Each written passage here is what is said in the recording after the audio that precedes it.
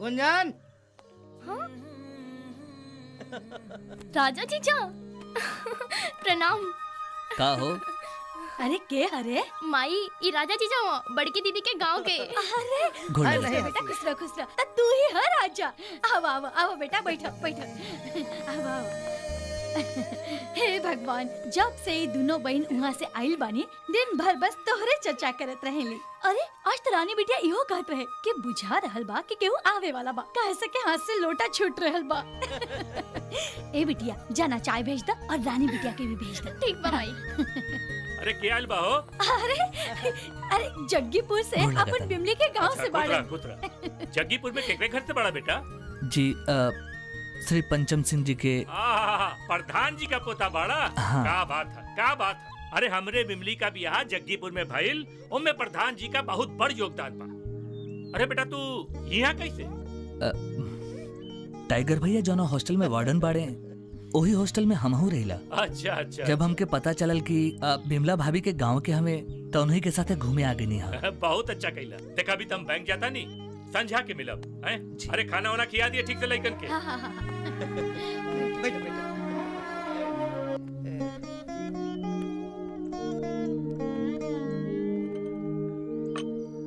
My college खातिर देर हो रहल बा, हम जाता नहीं। अच्छा बेटा जा, ठीक बा।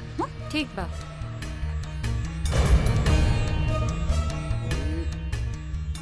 ए बेटा चाय पिया। पिया पिया अपो ली ना। अच्छी चाय बा। अरे हमार रानी ना बहुत अच्छा चाय बनावेली। अच्छा माई, अब हम जाता नहीं, कहे से कि आज हमके इलाहाबाद निकले के बा। अरे तू पहला बेर हमार घरे आइल बाड़ो, ऐसे कैसे चल जाइबा बिना खइले पियले? हाँ अगर बिमली के पता चलिए तो वो तो हमरा से नाराज हो जाए। बिल्कुल इतबा ना। अरे इते तो हाँ ससुराल बा। आ यही जा रहा, खा पिया कल सवेरे चल जाइया। ठीक बा माई, टाइगर भैया के साथे जाता नहीं, कुछ काम बा, शाम के आ जाए। ठीक है बेटा, लेकिन आई हो जरूर। पक्का हम लेके आ जाइए। अब टाइगर भैया हाँ हमके कॉलेज लेके चला, कौनो भी कीमत पे रानी से अभी हमके मिले के बा। ठीक बाबा। राजा ये है उनके कॉलेज, और रानी देखा वो कैंपस में बैठल बड़ी बड़ी सहेलियन के साथ।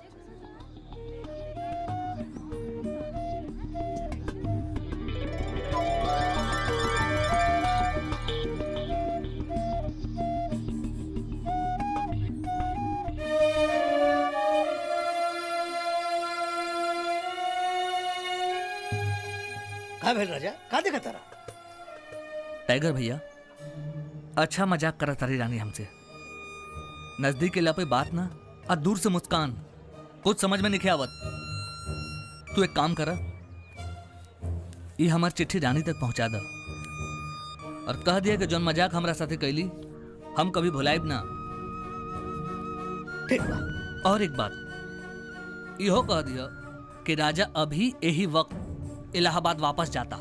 ओके ठीक बा।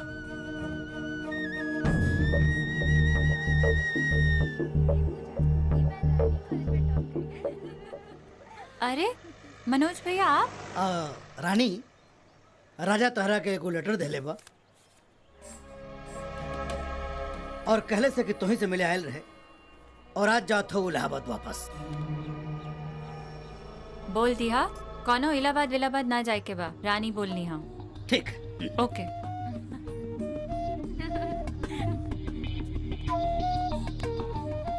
दे देनी। का कहली है? अरे यार बड़ी अधिकारपूर्ण ढंग से कहनी है, जाके कह दे राजा के हम कहनी आज ना जाए इलाहाबाद। ये फोटो के कर रहा हो? अच्छा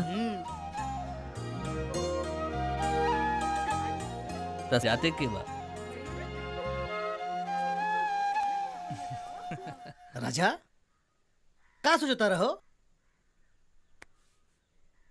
प्यार और मोहब्बत में कभू हिम्मत ना हारे के। हमार दिल कहता कि रानी तहरा से बेपनाह मोहब्बत करेनी। जीजा सब लोग बाहर गेल बाने, और दीदी घर में अकेले ही और तोहरा के बोलो नहीं है। तू चला, हमने क्या बता नहीं जा। ठीक बा। हाँ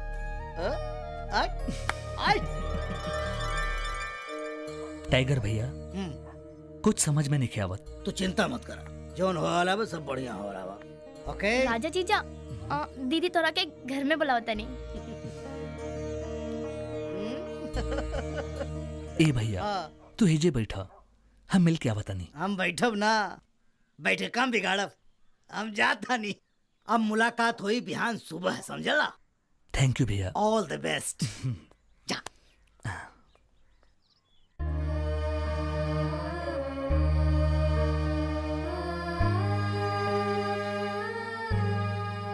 रानी खत मिलल? अच्छा लागल या बुरा? बुरा लागत तब बुलौती का है।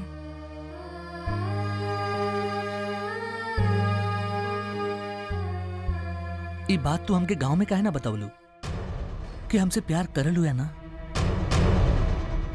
यही कसम 7 से 8 महीना बीत गए। ये बात के अंदाजा बात होके वो तो अच्छा भइल कि टाइगर भैया मिल गए, नहीं तो दिल के बात जिंदगी भर दिले में रह जाए। तो के का पता कि तारा वजह से तारा गांव में का सुने के पड़त रहे। ओ दिन बगीचा में जब चिट्ठी देत रहला त जीजा जी देख लेलन।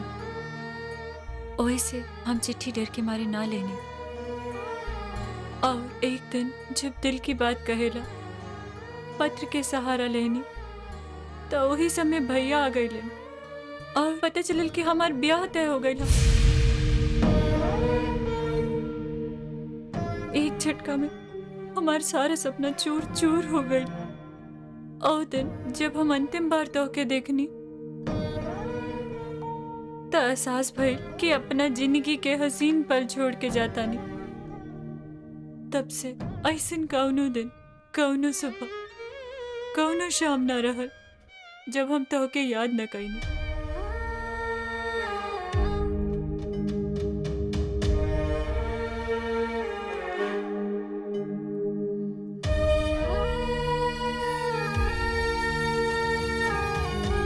जब हमने के मोहब्बत के कोनो भविष्य नहीं खे तो काहे ला बुलवलू हमके? जीवन में पहली बार केहू से प्यार भइल रहे, दिल के बाद दिल में दफन करके ना जी पाई थी। यही ना तारा के बुलानिया। आई लव यू राजा, I love you, I love you, I love you Rani.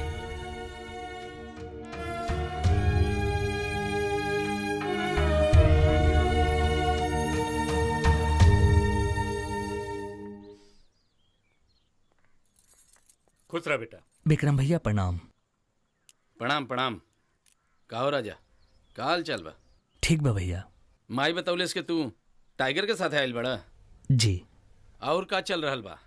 Bus interview के रिजल्ट आवे वाला बा, भगवान चाहिए तो बहुत जल्दी एसपी बन जाए। हाँ बेटा बहुत सही। अरे तोरे पिताजी का सपना रहे कि तू पढ़ लिख कर एक दिन बड़ पुलिस ऑफिसर बना, और अब प्रधान जी के भी तुझसे बहुत उम्मीद बा। हम चाहता नहीं कि तू पढ़ लिख के अपने परिवार का सपना साकार करा। रउआ जाई आराम करी, तब तक हम राजा बेटा के शादी के सब सामान दिखावत बने। लह दिखावा तो हो देख ला, तोरे लिए भी लिया। ठीक बा बाबूजी। अच्छा राजा, हम जाता नहीं ब्लॉक पे, एगो मीटिंग बा, शाम के मुलाकात हुई। जी।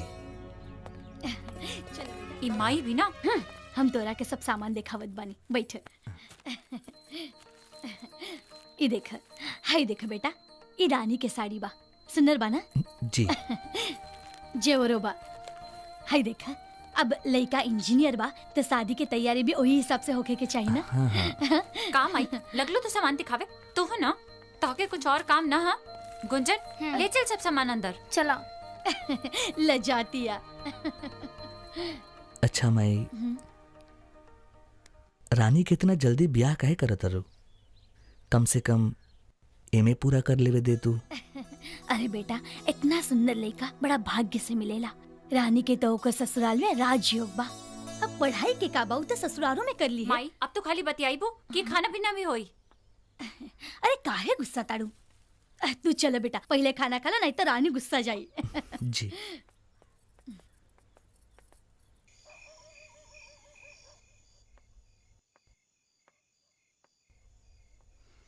राजा रानी तू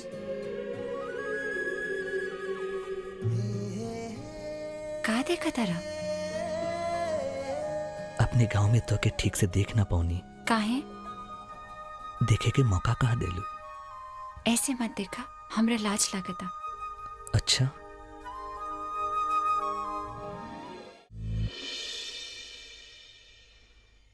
राजा जाएं? ना, थोड़ी देर और। 4 बज गए। का 4 बज गई? रानी आज तोरा बाह में रहनी तो 4 घंटा इससे बीत गई जैसे 4 पल। हमने एक दूसरा से इतना मोहब्बत करे ले और तोहरा दुआरी से डोली के हुआ और लेके जाए, ये हम ना देख सकेला। राजा हमके कुछ समझ में नहीं के आवत। हमरा दिल में बस एक ही को नाम बा, राजा राजा, बस राजा। का ऐसा ना हो सकेला कि हमरा मांग में सेनूर तू भरा, ए दरवाजा पे डोली लेके तू आवा? चिंता मत कर, अब ते दरवाजा पे डोली राजा ही लेके आई।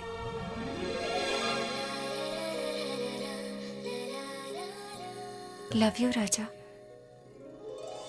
हाँ लागत है बाबूजी जाग गए।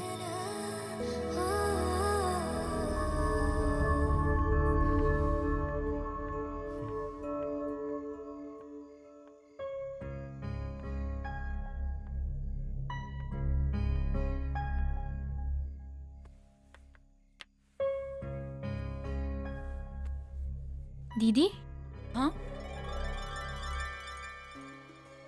राजा जी जैसे मिले गए ललुआ ना। तते जागत पड़े बदमाश। दीदी हम तोहरा से कहले रहनी नु, सच्चे दिल से प्यार करे वाला के भगवान एक न एक दिन जरूर मिलावेले। साच कहा तारू गुंजन।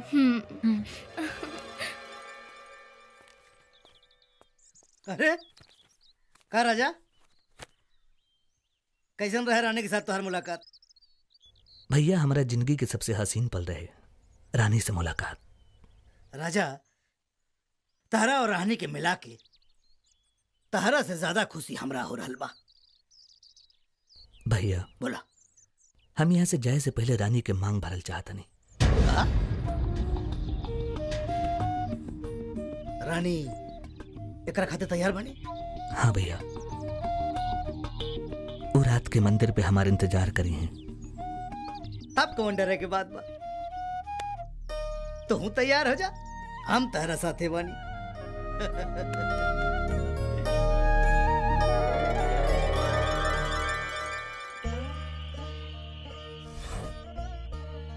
हम तोहरा के तन मन से आपन पति मान चुकल बानी। मांग में सेनूर भर के एगो रस्म अदा कर दो।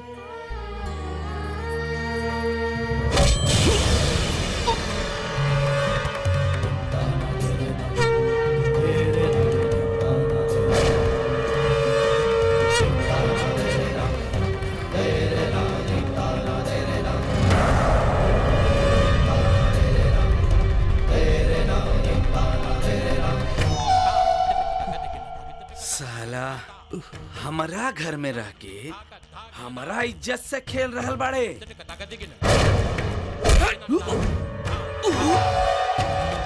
भैया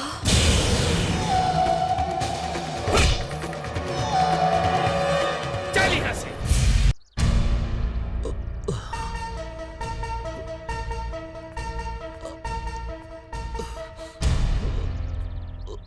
का बेटा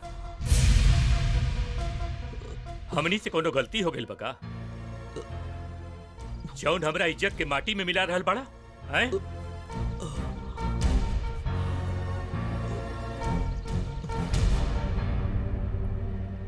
बाबूजी हमारी यकीन माने, हम खाली मिले आयल रहनी हा। आधी रात में वहाँ मंदिर में ये कोनो मिले के तरीका है बेटा? माई राजा के हम खुद बुला ले रहनी, अंतिम बार मिले खाते। बिटिया तू तो चुप्पे रहा। अरे सम्मान सम्मान के घोर के पी ले बाड़ू।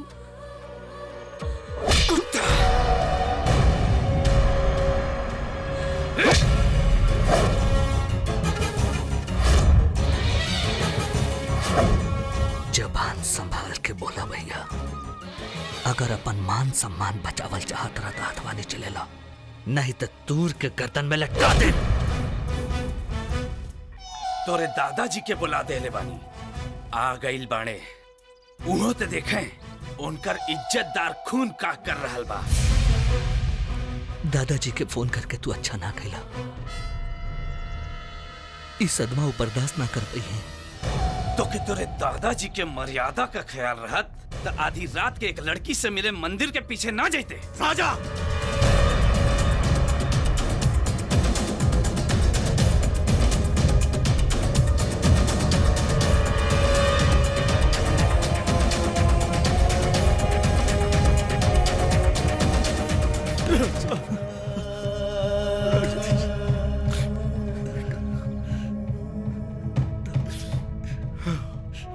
खून, ई गंदा खून है जवन तोहरा पोता के सर से बह रहल बा।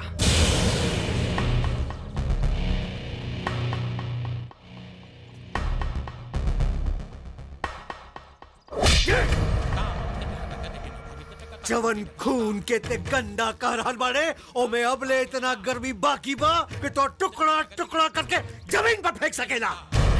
तोहार कद बहिले इतना बड़ना हो गइल बा कि तू हमरा से एह भाषा में बात करे। एकरा खातिर तोहार पिताजी बहिले जिंदा बाड़े। और एक बात बेटा, और एक बात, जितना जख्म तो हमरे पोता के शरीर में दहले बाड़े, उससे कहीं ज्यादा गोली हम तोरे छाती में ठोक सकीले। प्रधान जी, आप मर्यादा का उल्लंघन कर रहल बानी। मैनेजर साहब, पंचम सिंह आज तक ले मर्यादा के उल्लंघन नहीं कैले। विमला का शादी आपके गांव में भइल बा और उनमें आपका बहुत सहयोग रहे और यही लिए हम लोग आपका एहसान मानीला। लेकिन आज हमरे घर पर आके आप हमार अपमान करत आए। एहसान के जूता के तले दब के सच्चाई के झूठ साबित करने की कोशिश कर रहल बानी मैनेजर साहब। अपमान पंचम सिंह के खानदान में आज तक ले केहू ना कैलस, केहू ना। आपका ही पोता कैलस। रात रात के 2 बजे मंदिर के पीछे गांव का एक लड़की के ले जाके ओकरे इज्जत के नीलामी न करी तो क्या करी? मैनेजर साहब, का एकरा में खाली राजा के ही दोस्त बा? और के करबा? रानी के बुलाई, ऊ का करी आके? दूध के दूध और पानी के पानी हो जाए। बुलाई रानी के। गुंजन, रानी के लिए क्या हुआ? जी बाबूजी, अबे बुलाओ थी। ऊ का बताई?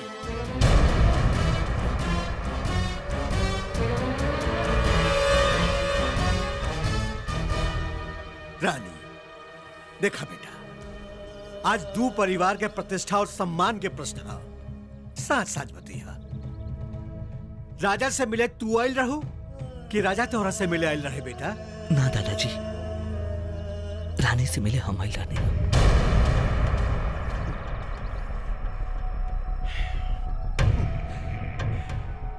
देखला विक्रम,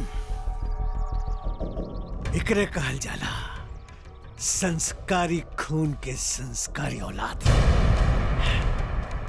हमरा के अच्छी तरह मालूम बा कि रानी बुलौले रहे राजा के मिले खातिर। राजा के मार मार के अगर हमें चमड़ी में उधेड़ दी तो कुछ न बोली, बाकी रानी के खिलाफ अगर एक भी उंगली उठी तो एकरा के बर्दाश्त ना।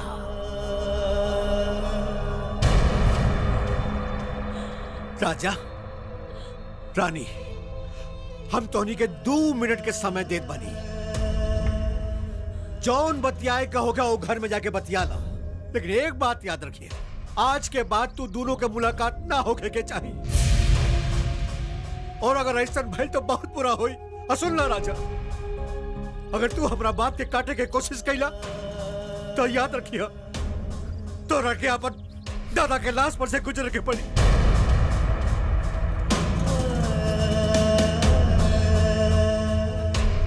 बाबूजी, ना बेटा, चुप रहा, चाय दो लोगों को।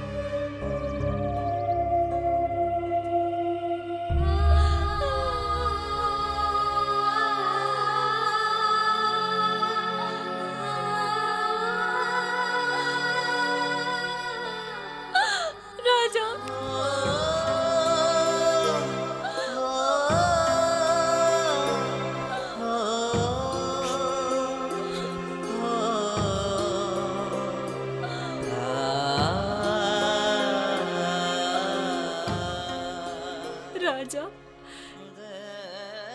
जो ना मांग के तू अपना खून से सजा देला, ऊपर दूसर रंग ना चढ़ सकेला। रानी,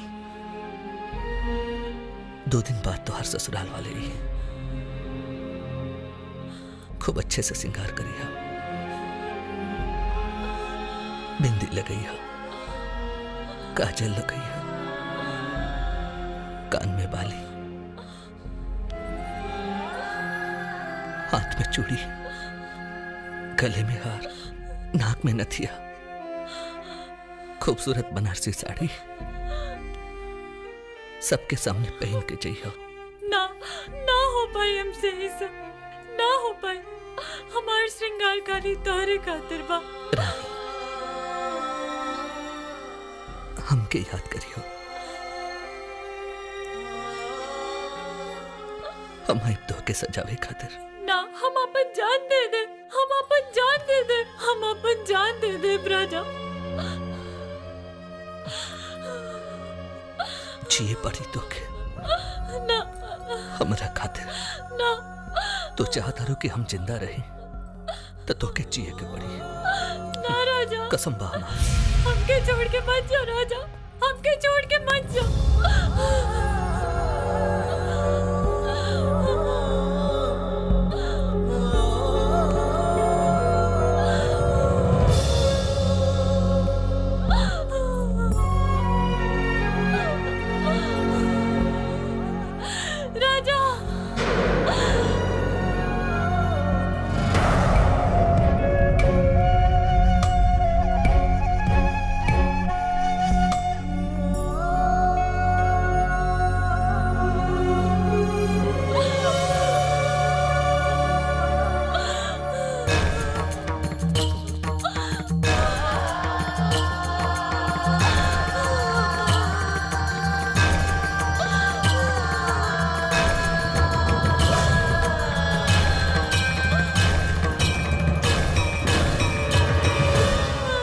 लड़की तो हमरे खानदान का नाम मिट्टी में मिला थे।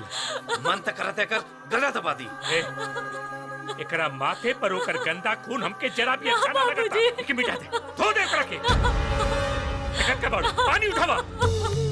माई ना, ना माई ना, ना माई। हुआ? जा माई, ना माई, ना माई। जल्दी कर। मत कर माई, ऐसा मत कर माई, मत कर माई।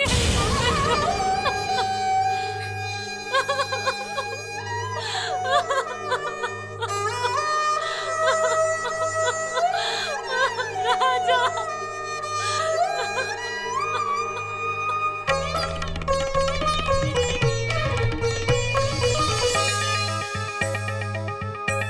मोहब्बत के नशा दिल के गजब बीमारी है। मोहब्बत के नशा दिल के गजब बीमारी है। बढ़े रफ्तार में धड़कन कैसन खुमारी है। मोहब्बत के नशा दिल के गजब बेमारी है मोहब्बत के नशा दिल के गजब बेमारी है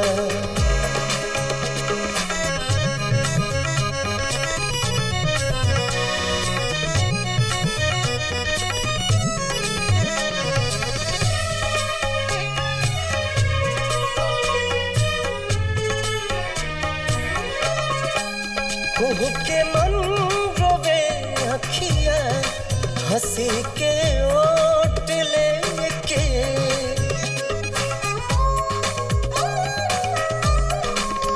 कुहू के मन रोवे अखिया हंसी के ओट लेके मगर इजहार ना होके इहे लाचारी है मोहब्बत के नशा दिल के गजब बेमारी है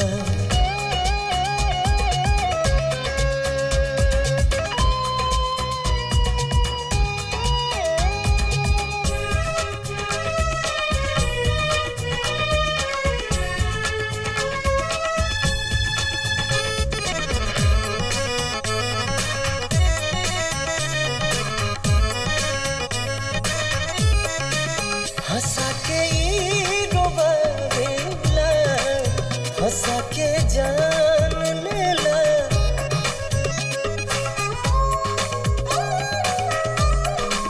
हंसा के ई रोबावेला हंसा के जान लेला बहुत चालाक कातिल है सातिर शिकारी है मोहब्बत के नशा दिल के गजब बेमारी है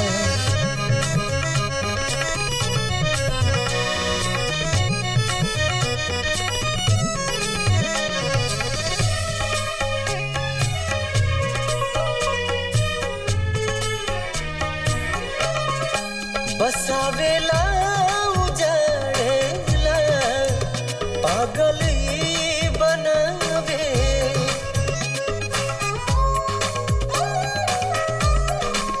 बसावेला उजाड़ेला पागल बनावे जुदाई के बिरह दुनिया में सबसे भारी है मोहब्बत के नशा दिल के गजब बेमारी है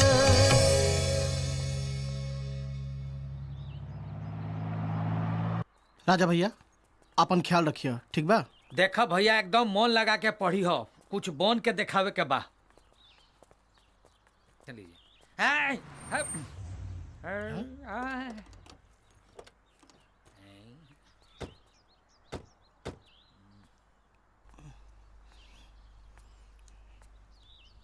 का राजा हाँ?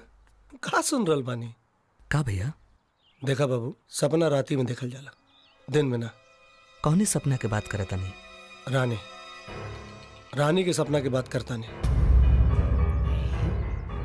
रानी के दुल्हन बनावे का औकात बात हार घर में साला 2 वक्त के रोटी के इंतजाम नहीं के और रानी के अपन दुल्हन बनावे का सपना लेके हमारा ससुरारी पहुंच गईला ढेर धन के गर्मी में मत कूदा अब अहियो तोहरा पास जितना खेती बा उसे ज्यादा हमार कौन छूटल बा और रहल रानी के अपन दुल्हन बनावे के बात तो दुल्हन बनावे खातिर दौलत ना दिल होके के चाहिए अरे मजनू चला यो बात आजे पता चलल कि दुल्हन बनावे खातिर दौलत के ना दिल के जरूरत होला भैया जौन बात खत्म हो गई ओके दोहरेला से कोनो फायदा नहीं के रानी के हम भूल चुकल बानी मन में तो बहुत कुछ होता लेकिन वो बुढ़वा पे तरसा होता कि ओकर आखिरी चिराग भी बुझ जाए हमारे दादाजी के नाम सम्मान सिंह है अनाले तब का कर बेरे है बोल का कर बेरे है का कर बेरे बोल का कर बेरे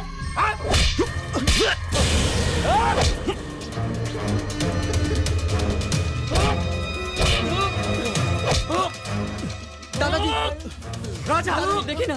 छोड़ो छोड़ो लोग। बस ये एगो कर्म बाकी रह गए हमारा नाम रोशन करे खातिर। हम का करनी है दादाजी? झगड़ा का शुरुआत ही करे ना। अरे तो लाश चील कौवा खाई है। अरे बिरजू कम से कम हमारे इज्जत कर। ए बाबू पंचम सिंह, इज्जत लायक कौनो काम कैले होकबा तब ना इज्जत चाहिए। बेईमानी के पैसा तो और दिमाग के संतुलन बिगाड़ देले बा बिरजू। और गरीबी तोरा के बेईमानी पे उतार देले बा। बिरजू अपन जवान के लगाम दे। बाबू पंचम सिंह पैसा के अपन हाथ के मैल समझे ले। कब यह पैसा हमार गुलाम रहे, हमार। और आज घर में हाड़ी छोड़ बर्तन नहीं की। और जब कुछ न सूझल तो तुम्हार पोता दहेज खातिर रानी से ब्याह करे के सपना देखे लगा। गाली मत दे बिरजू। गाली ना दे तानी, तुम्हारा औकात बताओ तानी। अरे जितना तुम्हार साल भर का आमदनी बाना उतना खाली रानी के मेकअप का खर्चा बा। कैसे पूरा बा है? और कहाँ रखबा करा के तोहरा घर में रहे लायक ढंग का एक भी कमरा ना हो। इका के तू आज हमारी इज्जत के सरेआम नीलाम कर दे ले बिरजू। अरे तो इज्जत खातिर कवन काम कैले बाड़ा पंचम सिंह? 75 बरस के उम्र हो गई। तुहार स्वर्गवासी पिता भी कभी हमसे ई भाषा में बात ना कैले। आज तो हमरे इज्जत पे जूता मरले बाड़े बिरजू। अब हम तो क्या बताई कि बाबू पंचम सिंह के औकात का बा। उखाड़ लिया तेरी। ठहरा राजा। बिरजू अब हमार फैसला सुन। आज से 3 दिन बाद ब्याह बा। रानी के बाबू पंचम सिंह के घर के बहू बने से अब कोई न रोक सकेला। राजा आज के बाद तू गांव में तब मुंह दिखाइया जब रानी के अपन दुल्हन और हमार घर के बहू बना के ले आई बा। चलो रे सब।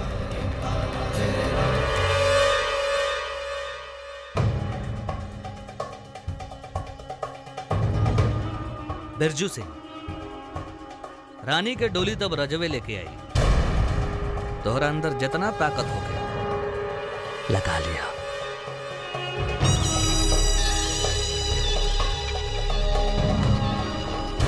और जो उखाड़े के बाद उखाड़ लिया।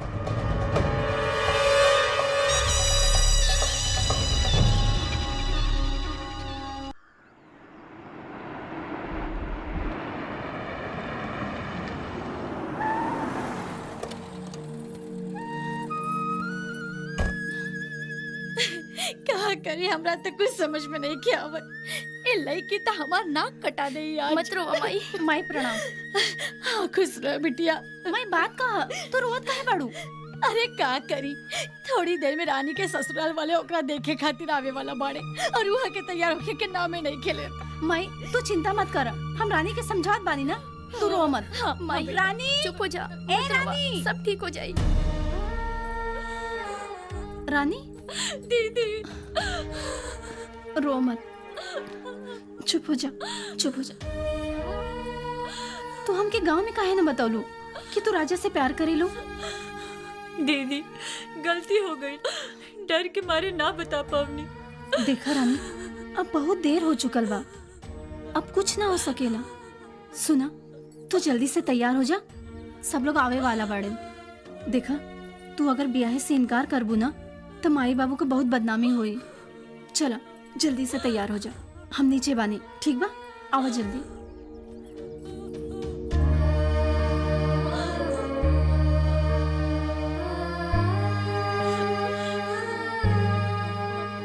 राजा कैसे पहने हम ये साड़ी और कैसे पहने हम ये जेवर? ना हो पाए हमसे ही राजा, ना हो पाए। रानी, राजा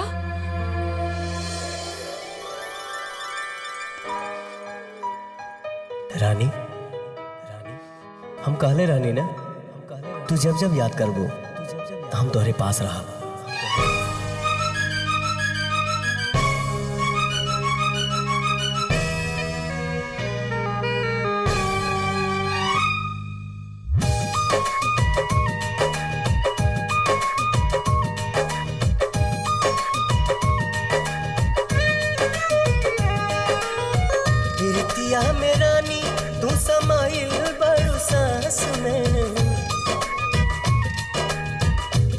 रतिया में रानी तू समाइल बड़ू सांस में, कौला महसूस बानी तोहरे ही पास में, कौला महसूस बानी तोहरे ही पास में।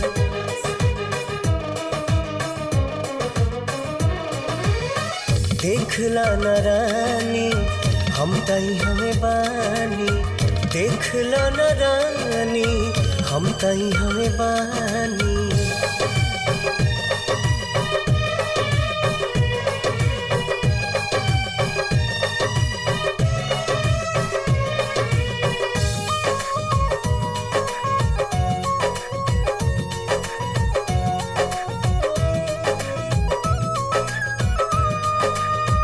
हर एक पल में हर एहसास में होखी नहीं दूर कब रहे बास पास में।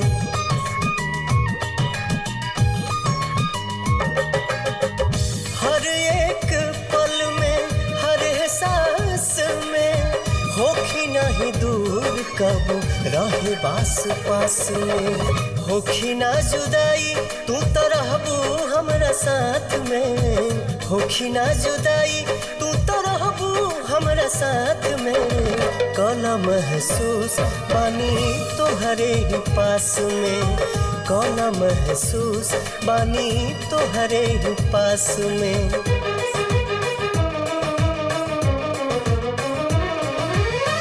देखला न रानी हम तई हमें बानी, देखला न रानी हम तई हमें बानी।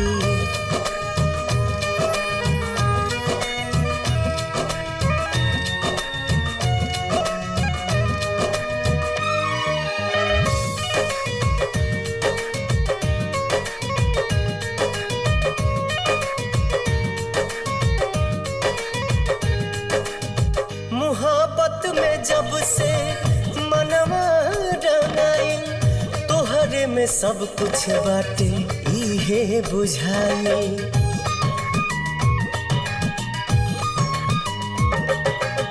मोहब्बत में जब से मनवा रंगाइल, तोहरे में सब कुछ बाटे इहे बुझाई। दिल में तोहरे बानी तब रहेलू तलाश में, दिल में तोहरे बानी तब रहेलू तलाश में। कौला महसूस बानी तोहरे ही पास में, कौला महसूस बानी तोहरे ही पास में।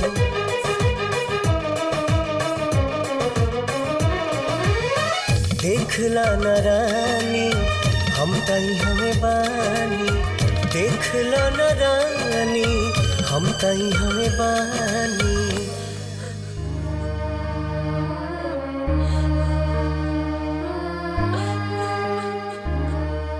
राजा हम तोहरे बिना ना जी सकेनी, ना जी सकेनी। राजा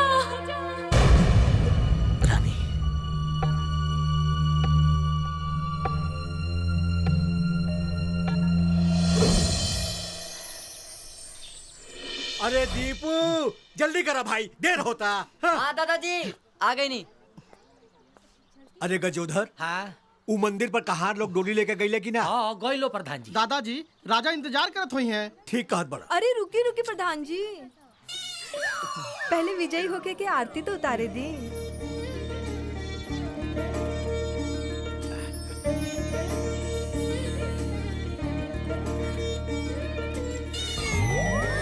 सुनी प्रधान जी, डोली में बिठा के हमार देवरानी के लेके ही आई है। फिकर मत करा झलकाइन, डोली में तो हाथ देवरानी जरूर रही है। ठीक बा। चला हो, चला चला चला सब चला।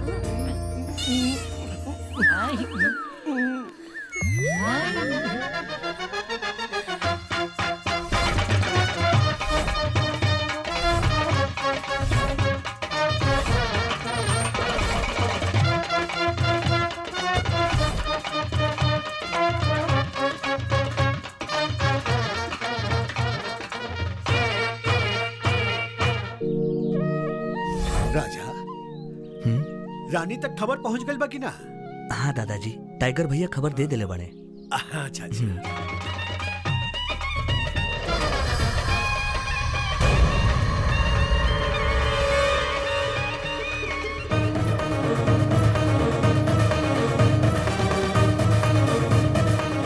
राजा भैया, आओ देखा रानी भौजी आ रहल बानी।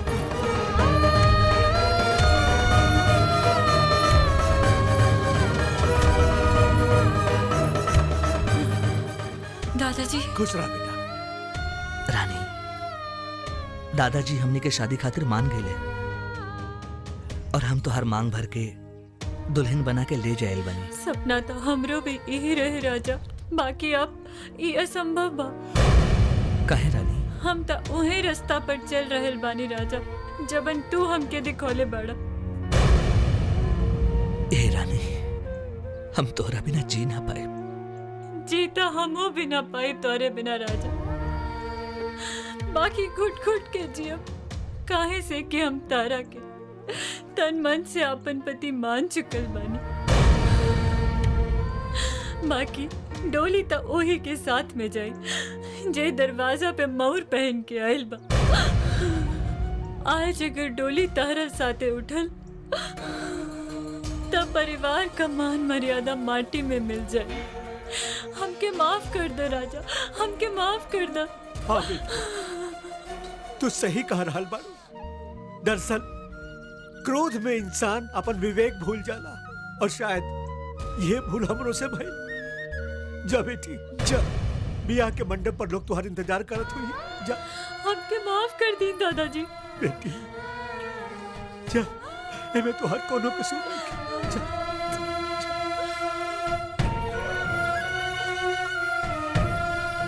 राजा, अगले जन्म में तारा डोली में विदा होके जाए से केहू न रुक पाई।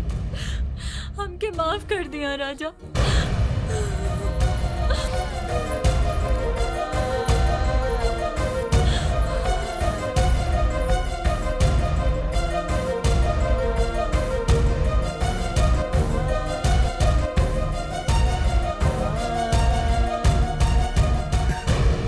दादाजी, बेटा बेटा।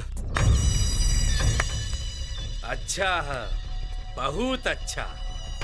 दादा और पोता के बीच वियोग लीला चल रहल बा। अब अगर ये वियोग लीला खत्म हो गए लोग कुछ अपन बात कहीं। ए जीजा, अब कहे के का बा? अब तो हमनी के फैसला सुनावे के बा। ना ना विक्रम बाबू, पंचम बाबू से एक सवाल पूछे के। रवा जवन सपना लेके आज आयल रही कि डोली में बहू के लेके जाए, वो सपना तो टूट गई है आपका। अब हम आपन सपना पूरा करब। पंचम सिंह जी, डोली ऐजा से खाली ना चाहिए और डोली में तोरा पोता के लाश चाहिए। चुप! हमारा खोपड़िया में खून सवार बा। हट जा सामने से, नहीं तो दोनों जाने के इतना मारब कि जितना जमीन पर खड़ा बड़ा उतने जमीनिया में गाड़ दे। शुभ काम के पहले हम केहू के खून से अपन हाथ ना रंगल चाहता नहीं। ना ताज तू रंगिएला काहे भुला गईले? अधमरा कह के छोड़ले रहनी।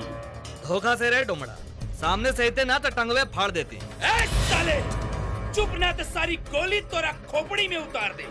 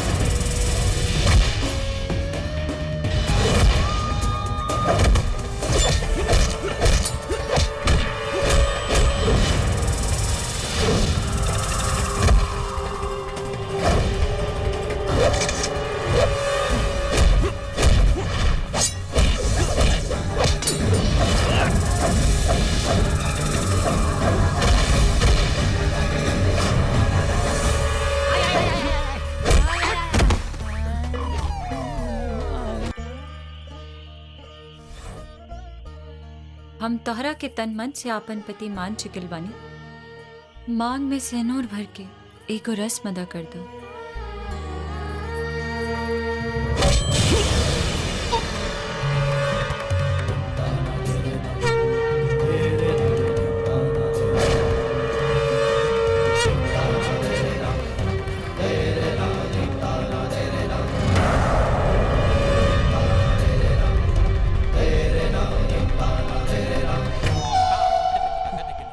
साला हमारा घर में रह के हमारा इज्जत से खेल रहल बाड़े।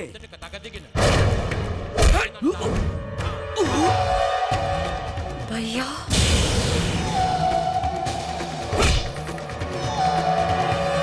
चल यहाँ से।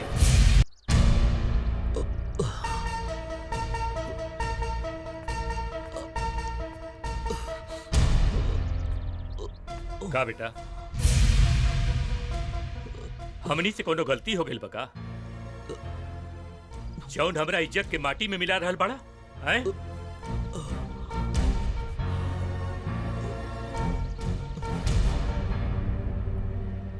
बाबूजी हमारी यकीन माने, हम खाली मिले आयल रहनी हा। आधी रात में वहाँ मंदिर में ये कोनो मिले के तरीका है बेटा? माई राजे के हम खुद बुला ले रहनी अंतिम बार मिले खातिर। बिटिया तू तो चुप्पे रहा। अरे सम्मान सम्मान के घोर के पी ले बाड़ू।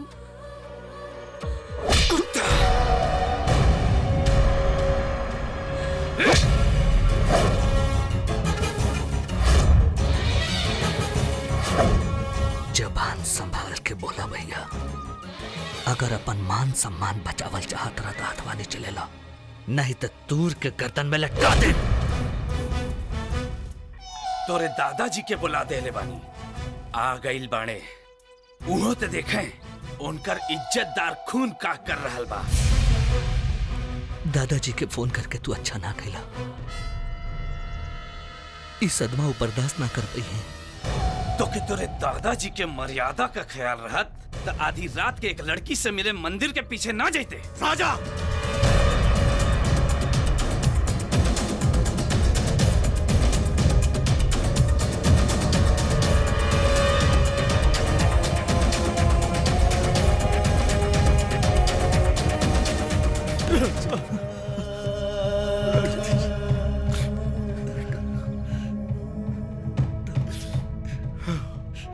खून?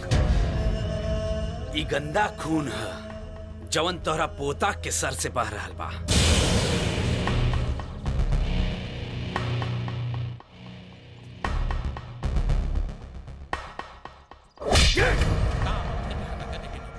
जवन खून के ते गंदा कर रहल बाड़े ओमे अबले इतना गर्मी बाकी बा कि तो टुकड़ा टुकड़ा करके जमीन पर फेंक सकेला।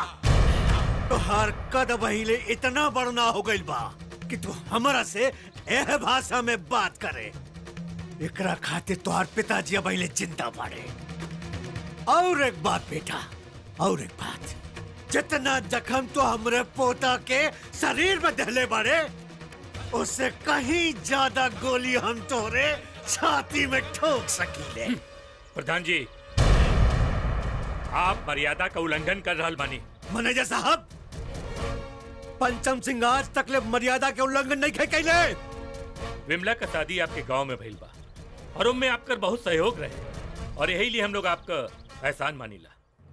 लेकिन आज हमरे घर पर आके आप हमार अपमान करत हैं।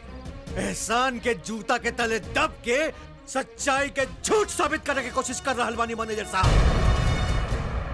अपमान पंचम सिंह के खानदान में आज तक ले केहू ना कैलस, केहू ना। आपका ही पोता कैलस। रात रात के 2 बजे मंदिर के पीछे गांव का एक लड़की के ले जाके ओकरे इज्जत के नीलामी न करी तो क्या करी?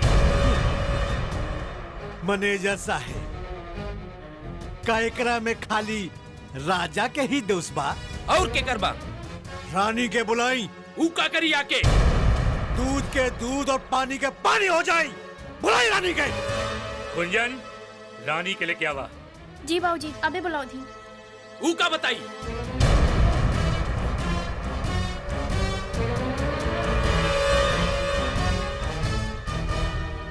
रानी देखा बेटा, आज दो परिवार के प्रतिष्ठा और सम्मान के प्रश्न है। साथ साथ बतिया, राजा से मिले तू आयल रहू कि राजा तोहरा से मिले आयल रहे बेटा? ना दादाजी, रानी से मिले हम आयल रानी।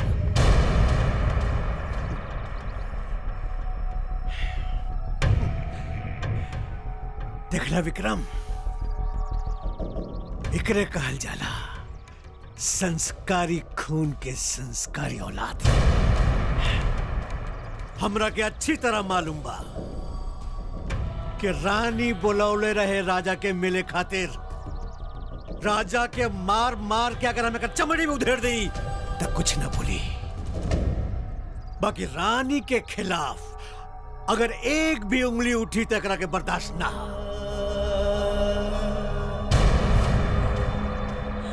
राजा रानी, हम तोहनी के 2 मिनट के समय देत बनी। जौन बतियाए कहोगा वो घर में जाके बतिया ला, लेकिन एक बात याद रखिए, आज के बाद तू दोनों के मुलाकात ना होके के चाहिए, और अगर ऐसा भइल तो बहुत बुरा होई। सुन ला राजा, अगर तू हमरा बात के काटे के कोशिश कैला तो याद रखिए तो रखे अपन दादा के लाश पर से गुजर के पड़ी।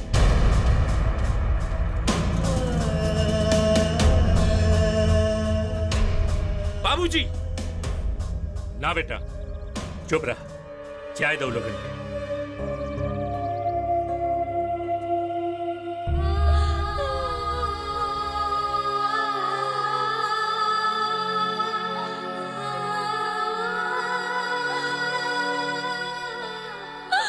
राजा,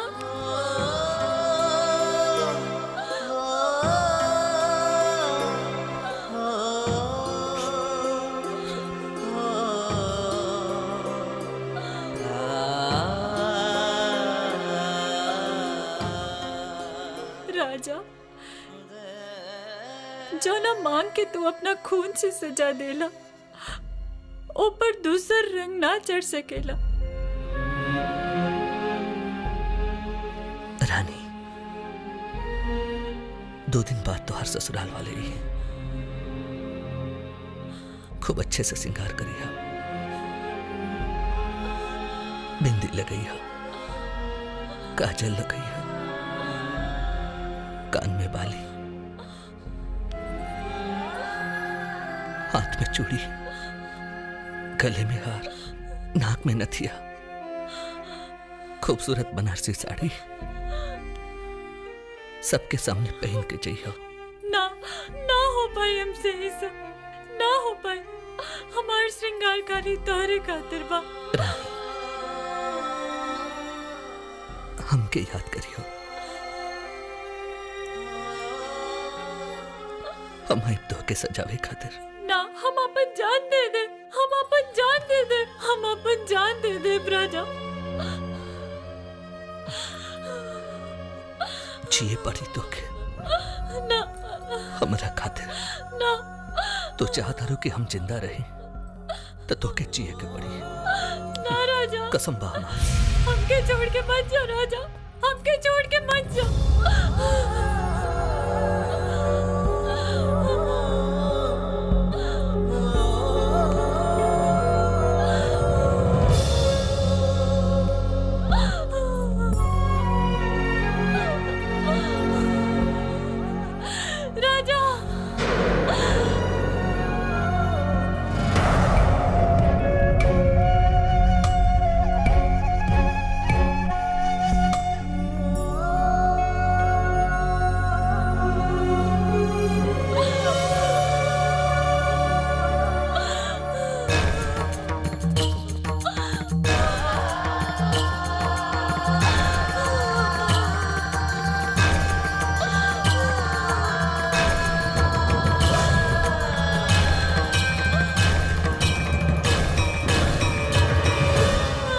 लड़की तो हमरे खानदान का नाम मिट्टी में मिला थे। मन तक करते कर गला दबा दी। एकरा माथे पर होकर गंदा खून हमके जरा भी अच्छा ना लगता। लेकिन मिटा दे, धो दे एकरा के। एकरा के बाड़ू, पानी उठावा। माई ना, ना माई ना, ना माई। हुआ, ना माई। जल्दी कर। मत कर भाई, ऐसा मत कर भाई, मत कर भाई,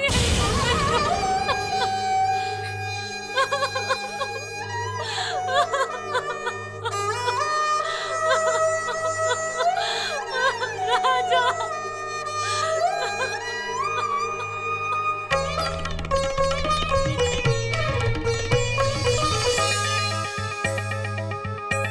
मोहब्बत के नशा दिल के गजब बीमारी है। मोहब्बत के नशा दिल के गजब बीमारी है। बढ़े रफ्तार में धड़कन कैसन खुमारी है। मोहब्बत के नशा दिल के गजब बीमारी है। मोहब्बत के नशा दिल के गजब बीमारी है।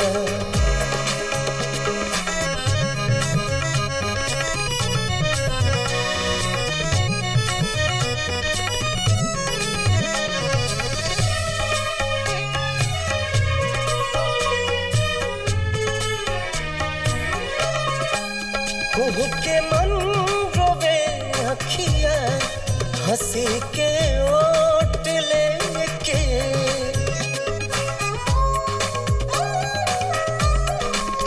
कुहू के मन रोवे अखिया हंसी के ओट लेके। मगर इजहार ना होके इहे लाचारी है। मोहब्बत के नशा दिल के गजब बीमारी है।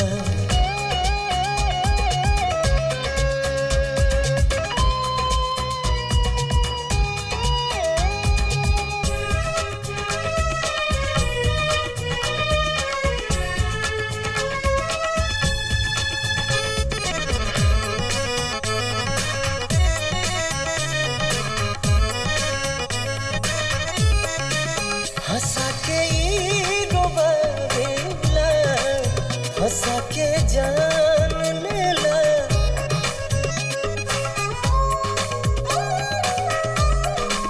हंसा के ई रोबावेला, हंसा के जान लेला। बहुत चालाक कातिल है, सातिर शिकारी है। मोहब्बत के नशा दिल के गजब बीमारी है।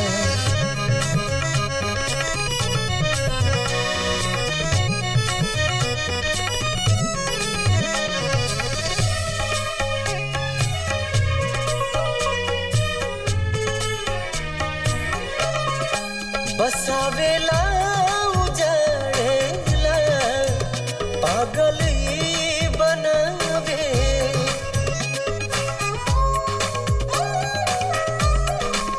बसावेला उजाड़ेला, पागल ही बनावे। जुदाई के बिरह दुनिया में सबसे भारी है। मोहब्बत के नशा दिल के गजब बीमारी है।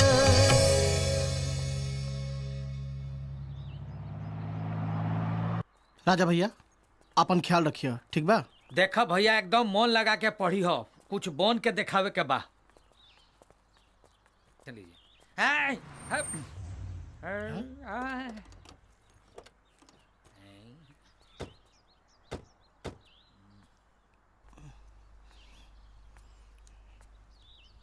का राजा? हाँ? का सुन रहल बानी? का भैया? देखा बाबू, सपना राती में देखल जाला, दिन में ना। कौनी सपना के बात करता नहीं? रानी, रानी के सपना की बात करता नहीं। रानी के दुल्हन बनावे का औकात बात हार। घर में साला 2 वक्त के रोटी के इंतजाम नहीं के, और रानी के अपन दुल्हन बनावे के सपना लेके हमारा ससुरारी पहुंच गईला। ढेर धन के गर्मी में मत कूदा। अबहियो तोहरा पास जितना खेती बा उसे ज्यादा हमर कौन छूटल बा। और रहल रानी के अपन दुल्हन बनावे के बाद, तो दुल्हन बनावे खातिर दौलत ना दिल होके के चाहिए। अरे मजनू चला यो बात आजे पता चलल कि दुल्हन बनावे खातिर दौलत के ना दिल के जरूरत होला। भैया जौन बात खत्म हो गई ओके दोहरेला से कोनो फायदा नहीं के। रानी के हम भूल चुकल बानी। मन में तो बहुत कुछ होता, लेकिन वो बुढ़वा पे तरस होता कि ओकर आखिरी चिराग भी बुझ जाए। हमारे दादाजी के नाम सम्मान सिंह है। अनाले तब का कर बेरे है बोल का कर बेरे है का कर बेरे बोल का कर बेरे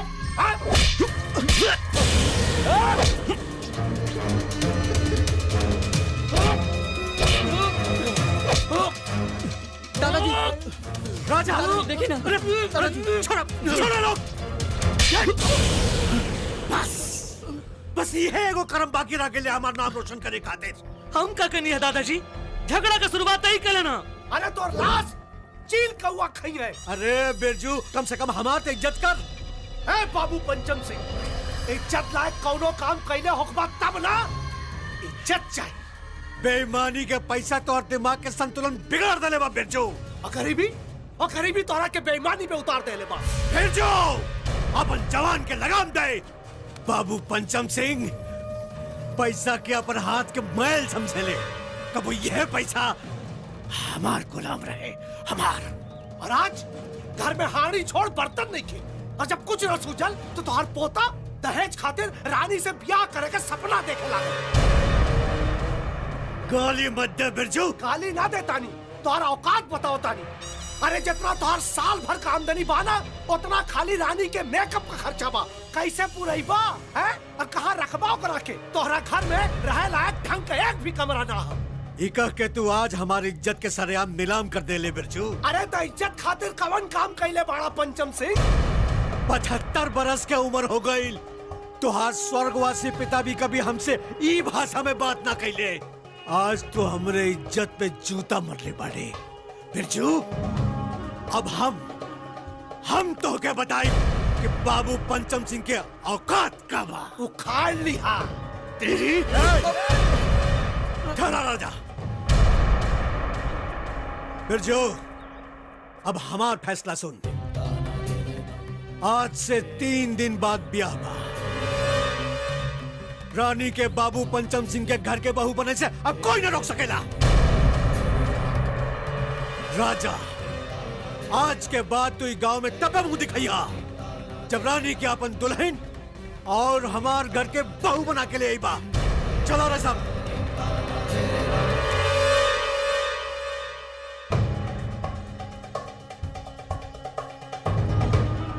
बिरजू सिंह रानी के डोली तब रजवे लेके आई। तोहरा अंदर जितना ताकत हो गया लगा लिया।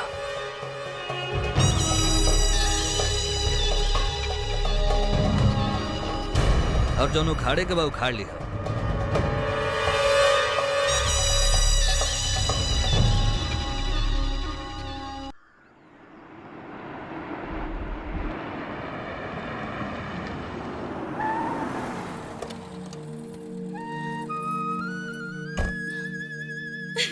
कहा करी हमरा तो कुछ समझ में नहीं किया आवत। ए लड़की तो हमार नाक कटा दे यार। मत रो माई। माई प्रणाम। हाँ खुश रह बिटिया। माई बात कहा तो रोवत काहे बाड़ू? अरे का करी, थोड़ी देर में रानी के ससुराल वाले ओकरा देखे खातिर आवे वाला बाड़े और वहाँ के तैयार होके के नामे नहीं खेले। माई तू चिंता मत कर, हम रानी के समझात बानी ना, तू रो मत। हाँ माई रानी चुप हो जा। ए रानी सब ठीक हो जाए। रानी दीदी रो मत, चुप हो जा चुप हो जा। तू हमके गांव में काहे न बतौलू कि तू राजा से प्यार करेलू? दीदी गलती हो गई, डर के मारे ना बता पावनी। देखा रानी अब बहुत देर हो चुकल बा, अब कुछ ना हो सकेला। सुना तू जल्दी से तैयार हो जा, सब लोग आवे वाला बाड़े। देखा तू अगर ब्याह से इनकार करबू ना तो माई बाबू को बहुत बदनामी होई। चला जल्दी से तैयार हो जा, हम नीचे बानी, ठीक बा? आओ जल्दी।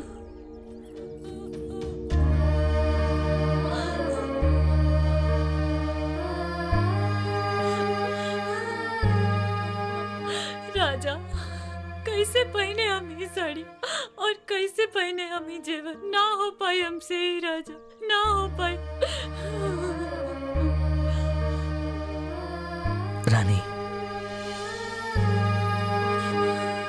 राजा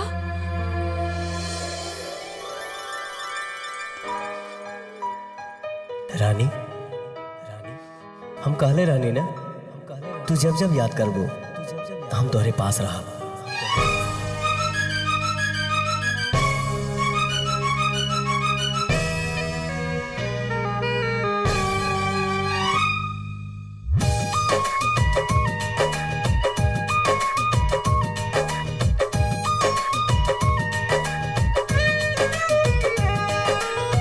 गिरतिया में रानी तू समाइल बड़ू सांस में, गिरतिया में रानी तू समाइल बड़ू सांस में। कौला महसूस बानी तोहरे ही पास में, कौला महसूस बानी तोहरे ही पास में।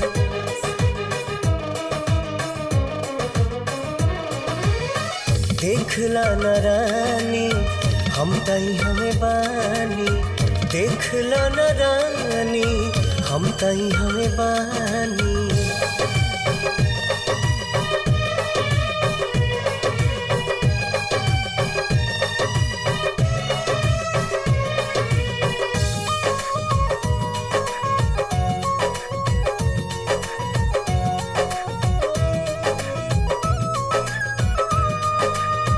हर एक पल में हर एहसास में होखी नहीं दूर कबो रहे बास पास में।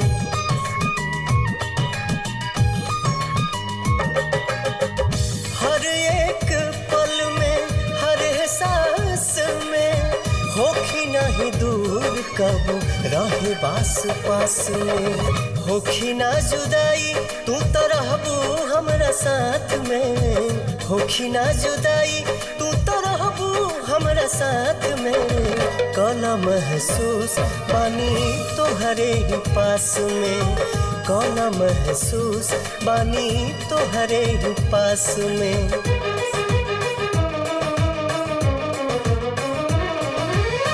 देखला न रानी हम तई हमें बानी, देखला न रानी हम तई हमें बानी।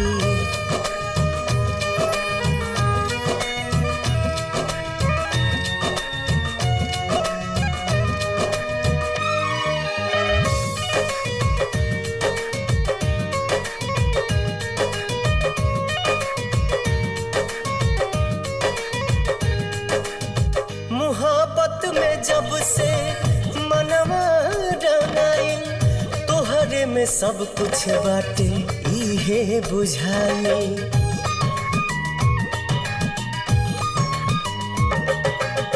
मोहब्बत में जब से मनवा रंगाइल, तोहरे में सब कुछ बाटे इहे बुझाई। दिल में तोहरे बानी तब रहेलू तलाश में, दिल में तोहरे बानी तब रहेलू तलाश में। कौला महसूस बानी तोहरे ही पास में, कौला महसूस बानी तोहरे ही पास में।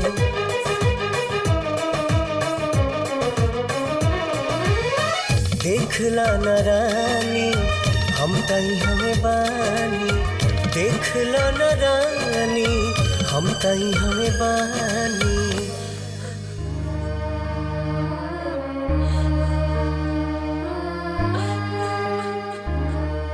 राजा हम तोहरे बिना ना जी सकेनी, ना जी सकेनी।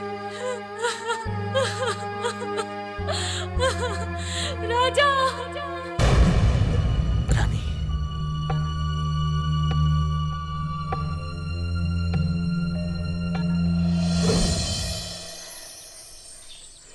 अरे दीपू जल्दी करा भाई, देर होता। हाँ दादाजी आ गई नहीं।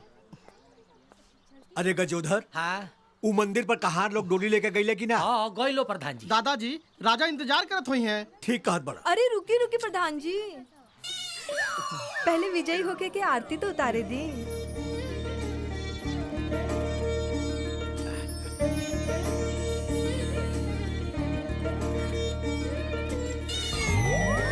सुनी प्रधान जी, डोली में बिठा के हमार देवरानी के लेके ही आई है। फिकर मत करो झलकाइन, डोली में तो हाथ देवरानी जरूर रही है। ठीक बा। चला हो, चला चला चला सब चला।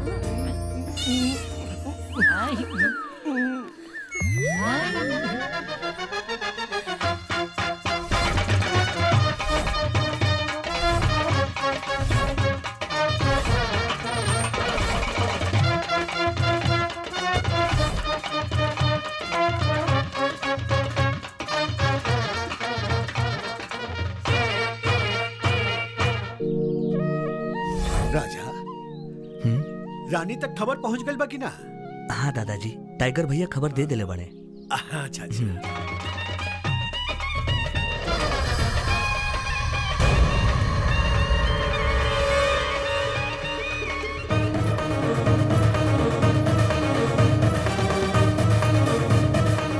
राजा भैया आओ देखा, रानी भोजी आ रहल बानी।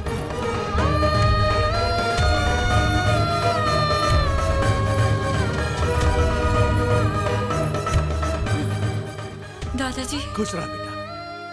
रानी, दादाजी हमने के शादी खातिर मान गए और हम तो हर मांग भर के दुल्हन बना के ले जायल बनी। सपना तो हमरो भी यही रहे राजा, बाकी अब ये असंभव बा। काहे रानी? हम तो उहे रास्ता पर चल रहल बानी राजा, जबन तू हमके दिखोले बड़ा। ए रानी, हम तोरा बिना जी ना पाए। जीता हमो बिना पाए तोरे बिना राजा, बाकी घुट घुट के जियब। काहे से कि हम तारा के तन मन से अपन पति मान चुकल बानी। बाकी डोली तो ओही के साथ में जाई जे दरवाजा पे मोर पहन के आयल बा। आज अगर डोली तारा साथे उठल तब परिवार का मान मर्यादा माटी में मिल जाए। हमके माफ कर दो राजा, हमके माफ कर दो। हाँ बेटा, तू सही कह रहा बारू। दरअसल क्रोध में इंसान अपन विवेक भूल जाला और शायद ये भूल हमरो से भई। जा बेटी जा, बियाह के मंडप पर लोग तुम्हारा इंतजार करत हुई। जा, हमके माफ कर दी दादाजी। बेटी जा, एमे तुहार कोनो कसूर नहीं। जा।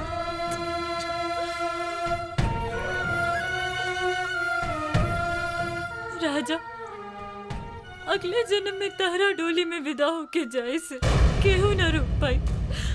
हमके माफ कर दिया राजा।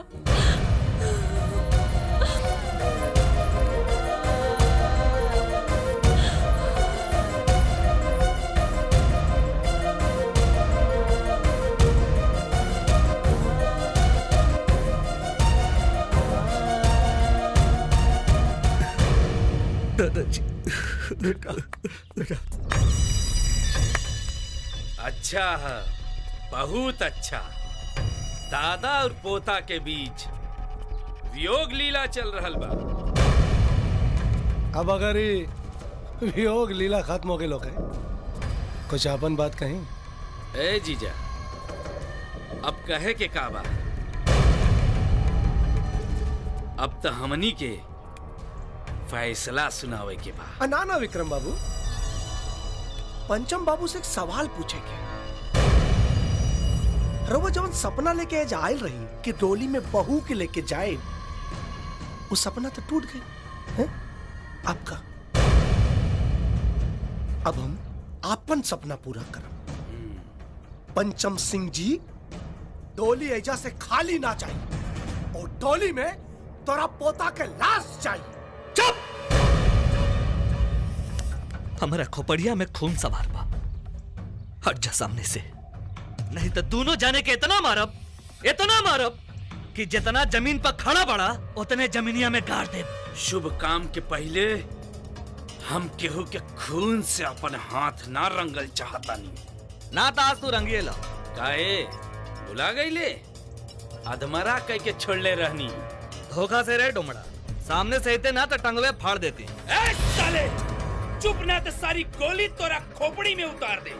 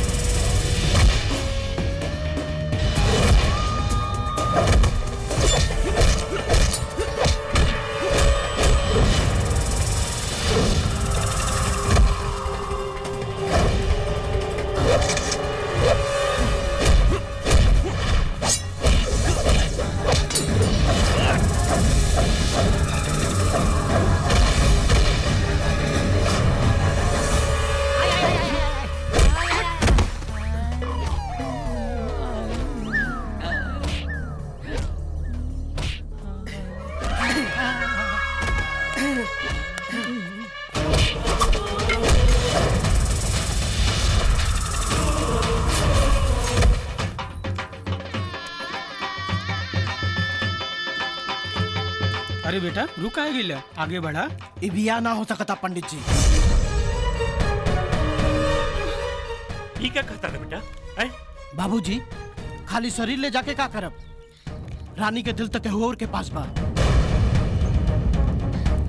रानी केहू और से प्यार करेली बाबूजी। ये क्या कहता है? मैनेजर साहब मंदिर पे घोड़ी चलता, जल्दी चली।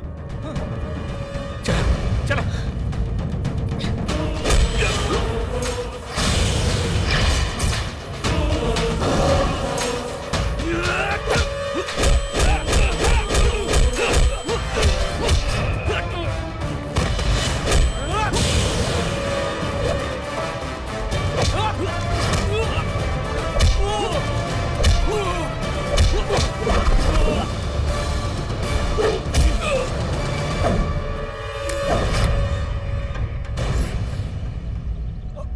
शुक्र मनाओ कि तेरानी के भाई अते जीजा, नहीं तो सारा का सारा गोली तोर मुंह में ठूस दे। राजा, राजा। ये का कर रहल बड़ा? काहे इज्जत के तमाशा बना रहल बड़ा? तमाशा हूँ ना, तमाशा तो ते बना रहल पड़ी। अरे तमाशा ये लोग ना, तमाशा तू लोग बना रहल बड़ा।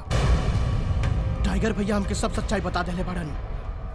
अरे ये दोनों एक दूसरे से प्यार करेले, फिर शादी हमरा से काहे? ये अन्याय बा, अन्याय बा। भाई साहब, हम अपने दादाजी के कसम खा के कहा था नहीं, रानी गंगा नियन पवित्र बाड़ी, आप इनसे रिश्ता ना तोड़ी। हमके इनके पवित्रता पर कोई शक नहीं है। एक बेर तू दोनों एक दूसरे के नजर में नजर डाल के कह दा कि एक दूसरे से मोहब्बत ना करेला, फिर हम दुल्हन बनावेला तैयार बानी। बोला बोला भाई।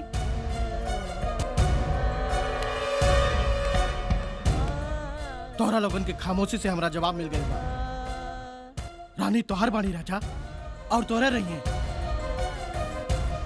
अरुण का दिमाग खराब कर रहा है? बारात रहे चाहे चाय, लेकिन रानी की शादी राजा से ना हो। रानी का टोली उठे या ना उठे, एकर अर्थी जरूर उठी। रुको राजा।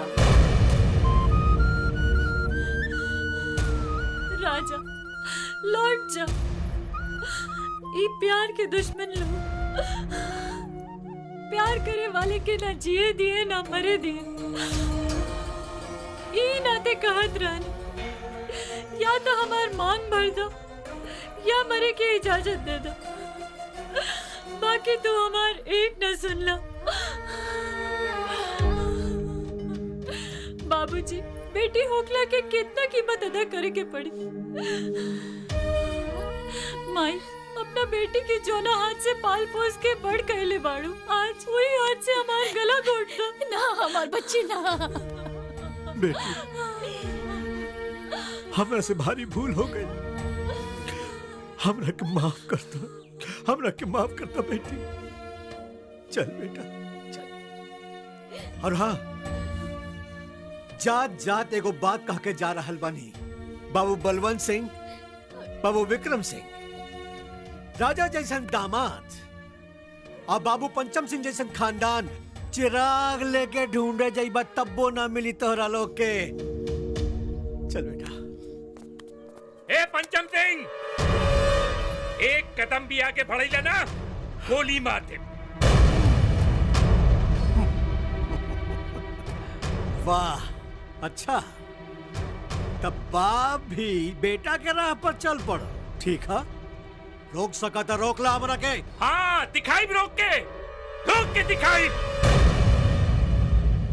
अरे तू खाली टोली लेके जाइबा? अरे हमार बेटी कुंवारी रह जाई का? बाबूजी चुप रह। ये हमार बेटी है और एकरे बियाह का फैसला हम करब। हम चलता नहीं, हमरे बिटिया खातिर राजा से अच्छा लड़का ही दुनिया में न मिली। बिटिया, हम कहता नहीं, जा तू जा राजा के साथ, जा।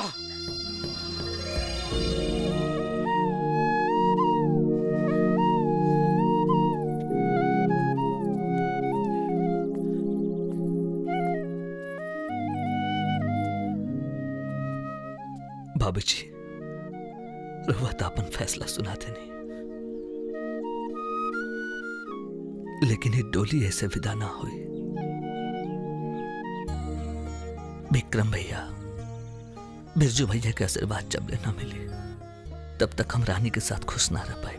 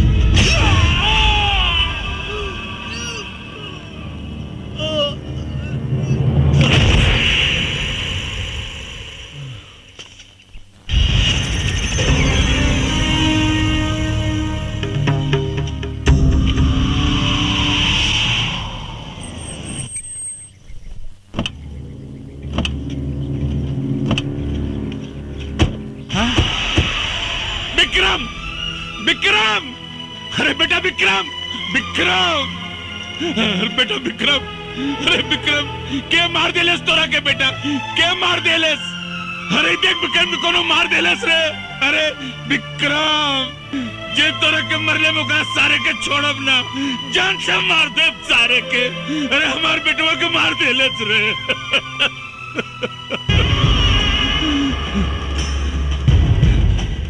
एसपी पवन सिंह हम तोरा के जान से मार दे सारे हम तोरा के ना छोड़ा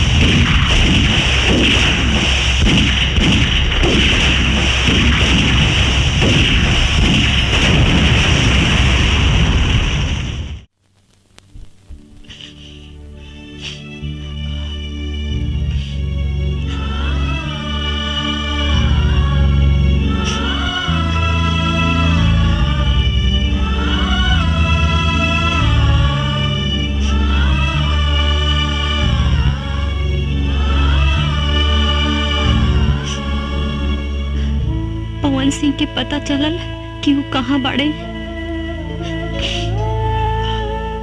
मैडम हम साहब के बहुत ढूंढनी, पूरे इलाका के चप्पा चप्पा ढूंढनी, बाकी कुछ पता ना चल कि साहब कहाँ बाड़े। उनके परिवार से केहू आई रहले का? उनके माई बाबू आयल रहे, अपने औलाद के वो दोनों कहां कहां ना ढूंढ ले, लेकिन कहीं पहले ना। तड़प तड़प के रोते रहने दोनों जने बेचारे। उन लोगों के दुख देख के ना मैडम पेड़ पौधा तक रो देलस। पता था यहां तक चलल है मैडम की उनके माए बाबू अपने औलाद के गम में रो रो के दुनिया छोड़ देलन।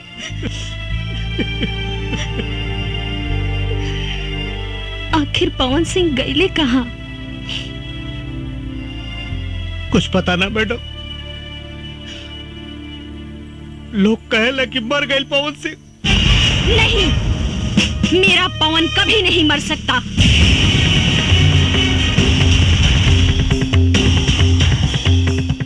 उसका विचार, उसका लक्ष्य आज भी जिंदा है। मैं पूरा करूंगी उसे। अपने पवन के सपनों को मैं पूरा करूंगी। मैडम, हम कुछ समझने ना। आपका पवन सिंह, आप जाने लो पवन सिंह साहब के? हाँ रामायण, पवन सिंह हमारे होने वाले पति थे। शादी होने वाली थी हमारी उनसे। हम दोनों बहुत प्यार करते थे एक दूसरे से। हमारा प्यार कॉलेज से शुरू हुआ था।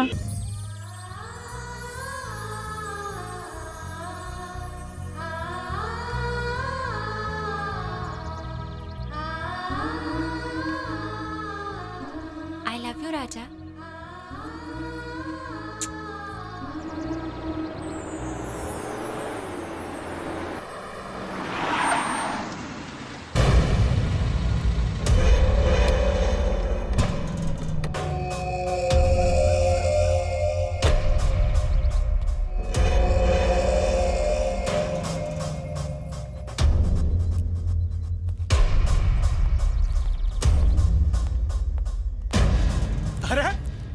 विक्रम बाबू अचानक भैया न कोनो फोन न खबर। प्रणाम हाँ, जीजा। खुश रह सब ठीक बा ना? जी हाँ, दरअसल जीजा वो कुछ काम ऐसा पड़ गई कि आवे के पड़ा। अरे तोहार घर है, जब मन करे आजा महाराज। अरे भैया अचानक रानी और गुंजन के ले जाए के बा। का भैया इनन कहले अभी 10 दिन ना बीतल और तू लेवे आ गइल। हाँ भैया अभी तो हमनी के छुट्टी में 20 दिन बाकी है ना। भैया प्रणाम। का रे कुछ खाना वाना ना मिले लगा? हाँ हाँ खाना तो बस तोहरे यहाँ मिलेला, बाकी सब यहाँ फाका मारे ले। का जी? ससुराल इतना प्यारा हो गई कि नैहर भुला गई। अच्छा ऐसा करा, रानी गुंजन के तैयार कर दिया, कल सवेरे जाए के बा। अरे अभी तो अइला और उते जाए के बात करे लगला।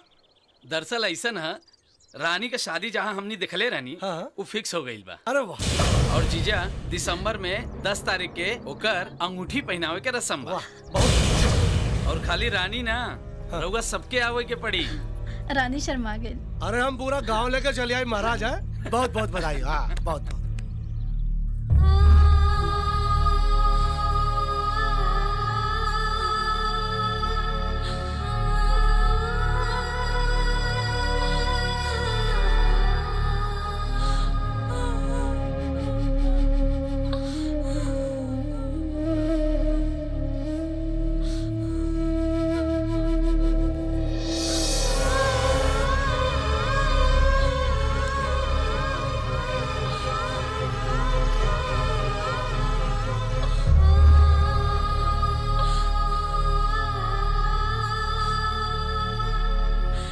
राजा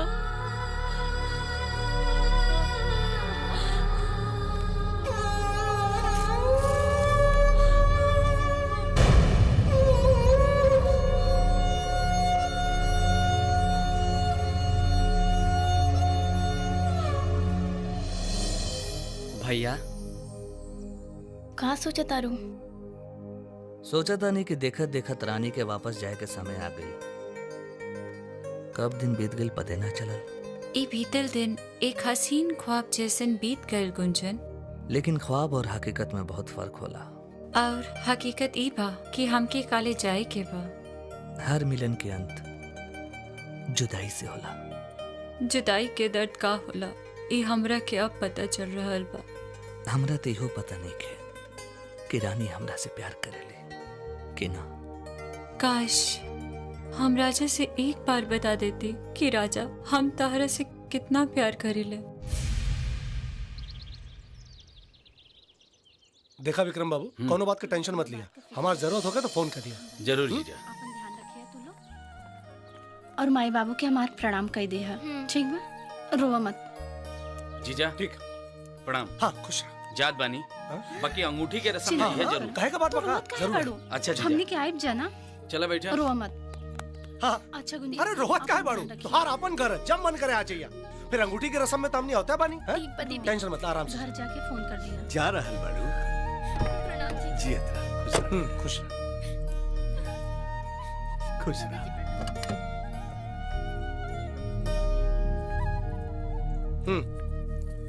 जा। अच्छा दीदी चला तानी। अच्छे से जाइए।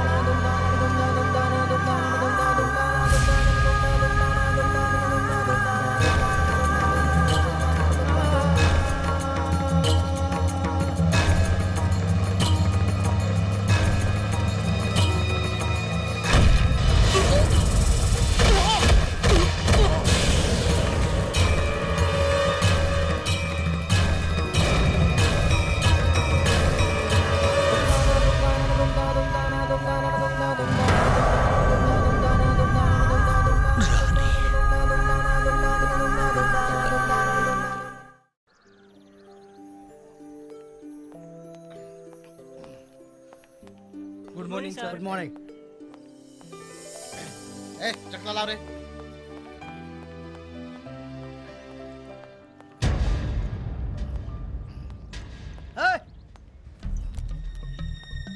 का हो रहल बा? 10 साल से ही कॉलेज में तो लोगन IAS और PCS की तैयारी कर रहल बड़ा। आज ले एक एग्जाम ना पास कर पहला। जब दारू शराब पिए के बा और हमारा गर्दी करे के बा तो यहाँ का घर जाके हमारा गर्दी करा। यहाँ काहे अपने महतारी बाप का पैसा फूकता रहा? अरे ससुरे भाग जो ना तो ये बोतलवा तोरा पछवाड़े में घुसेड़ दे। हमें से बात कर।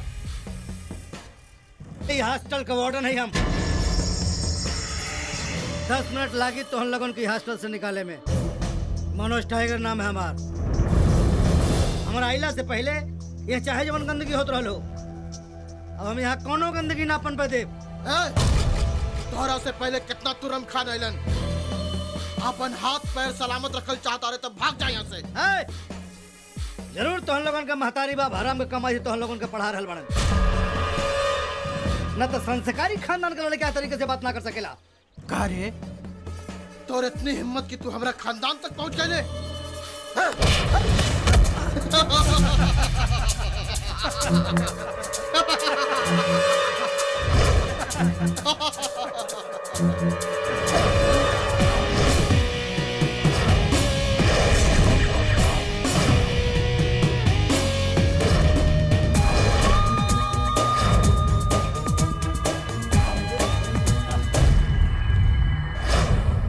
गुरु के अपमान करे वाला हमारा नजर में दुनिया के सबसे बड़ा अपराधी होला।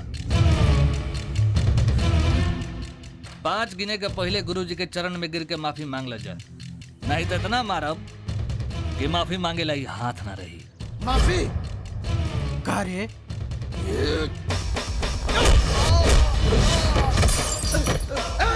मारा है काकी।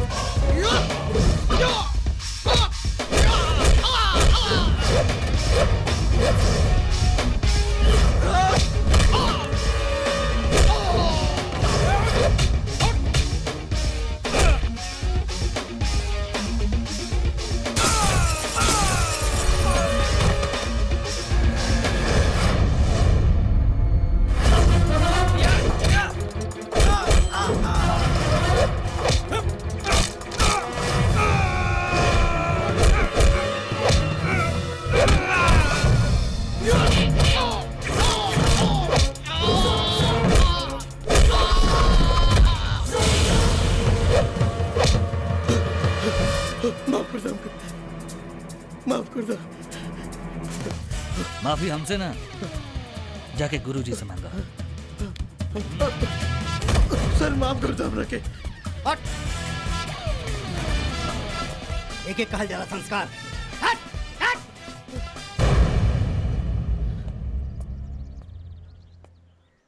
का नाम है तोहार? पवन नाम है, लेकिन गांव में हमरा के लोग राजा कहले। राजा हम बड़े विश्वास के साथ कह सकेला कि एक दिन अपने महतारी बाप का नाम जरूर रोशन करबा। ये हमारा आशीर्वाद तारा लिए बा। खुश रहा बाबू।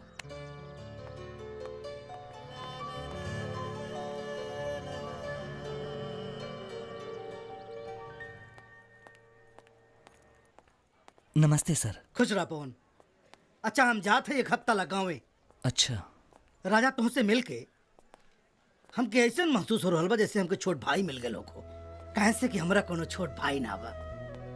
सर हमरो कोनो बड़ भाई नहीं के, आपसे मिलके बहुत अच्छा लगल।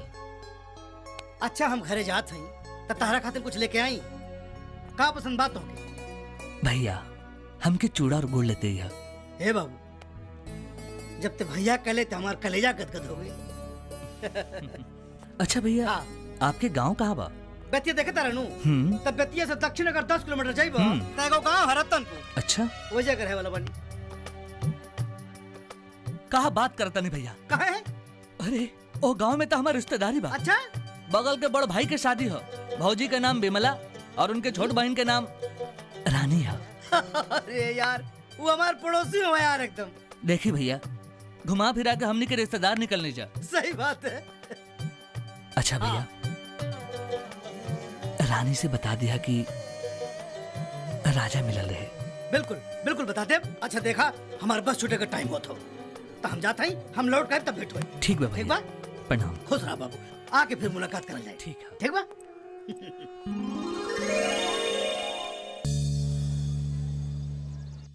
राजा अरे भैया आगे ला, प्रणाम। खुश रहा। पढ़ाई हाँ, लिखाई बैठा। ठीक चलता ना? हाँ ठीक चला। भाई देखा है मन तो के खातिर लाल बानी हम गुड़ चिवड़ा और अचारो बा।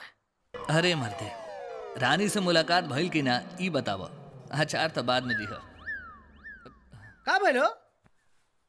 अच्छा भैया, आप गाँव गए रहनी ना? हाँ। यही से हमहू के गांव की याद आ गई।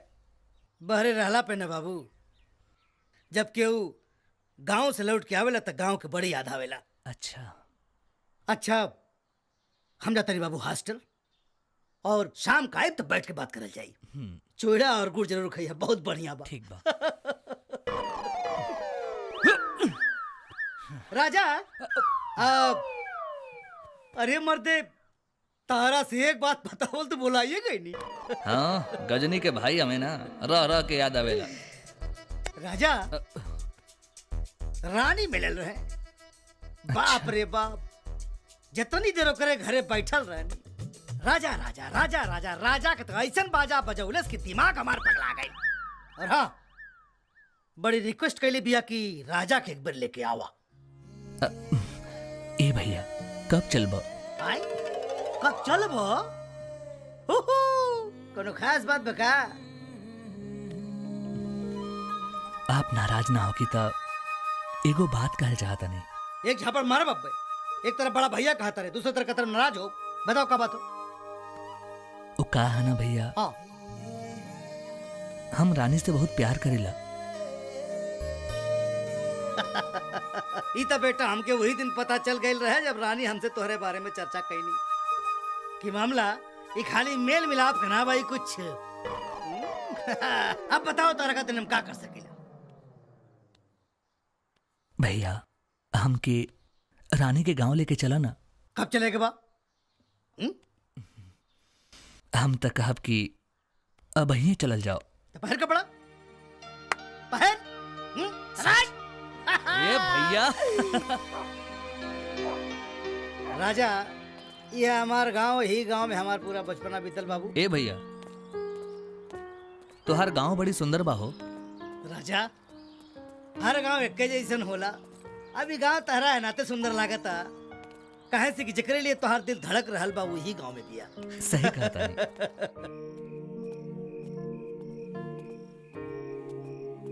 हाँ तो भैया कमाल के नमूना रहल हो।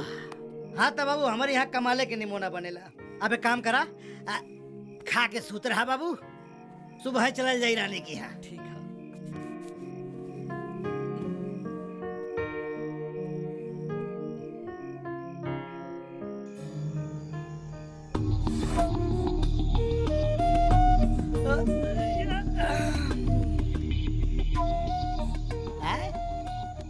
राजा हे मर्दे, सूता इतनी रात के का लिखत का बाड़ा? नींद नहीं खियावत भैया। ई रात हमारा जीवन के सबसे लंबा रात बा। कम वक्त खत्म होके के नाम ही नहीं खेले। आँख मुन के सो जा बेटा, चुपचाप बढ़िया से नींद आ जाई। ठीक बा? तू सोच जा भैया, हम रानी तक पहुंचावेला अपन दिल के को बात लिखल चाहता नहीं। काहे से कि सामने पड़ला पे जज्बात बयान करेला एक शायद हमार जबान साथ ना दे। ओके, ऑल द बेस्ट, गुड नाइट। सुबह मुलाकात हुई बाबू। आए हो माई।